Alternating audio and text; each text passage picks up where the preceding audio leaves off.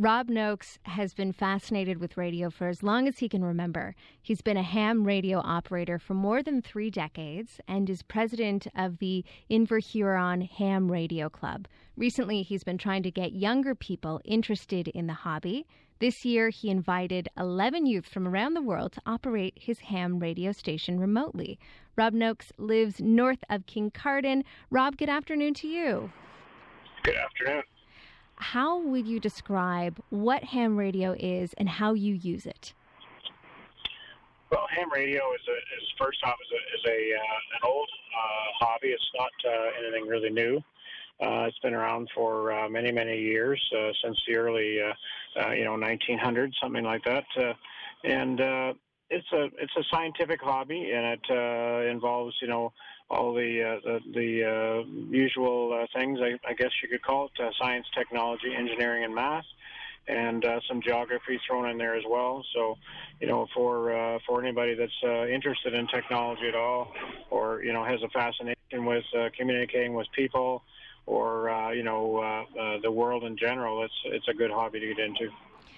Geography, because you're talking with people around the world. Who were you communicating with on your ham radio this morning?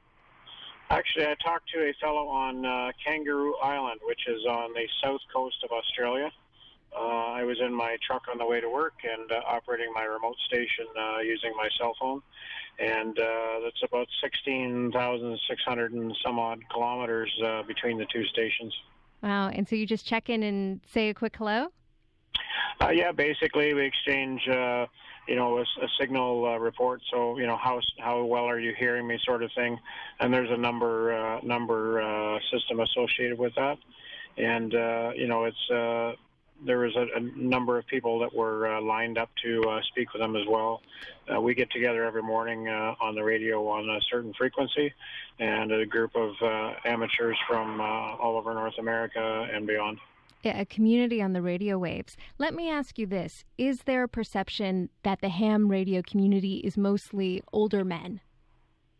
Yeah, that's definitely a perception, and it's not entirely wrong. The ham radio operators are aging, as most of the population is, and it's difficult to get younger people enthusiastic about it.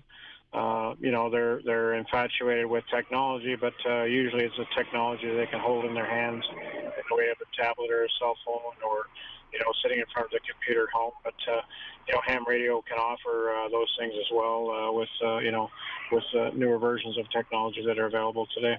And that's exactly what you did with this ham radio takeover. How did you get youth from all over the world to take part? Well, I connected with a young lady from St. Petersburg, Russia, Raisa Skirnikova, and she's well known on social media as an amateur radio operator. She does a lot of very positive, YouTube videos and social media networking and so forth, and does a lot of ham radio operations. So I contacted her back in December, I think it was, and offered her the opportunity to operate my station remotely, and she was very happy to do that. She lives in an apartment building in St. Petersburg, so she's not able to operate from her home. She usually ends up having to go out to set up portable someplace to operate. So, and she has many connections all over the world with different ham radio operators, YLs as we call them, young ladies. And the one group that we connected with in Serbia was a club, and they had 3 13-year-old boys that had just freshly gotten licensed. So we included them in our operation. Yeah, you had sent me a video of it. It was so interesting. It was this group of you talking with people around the world, checking in on ham radio. I know that you have been at this, as I said, for decades. Since the early 80s is when you first got your ham radio license. What has kept you at it all these years? What do you absolutely love about it? Well, I enjoy the scientific aspect of it. I enjoy building equipment. I enjoy building antennas, setting up portable operations and seeing, how far a way that we can contact somebody with minimal equipment. And it's one of those things where it's a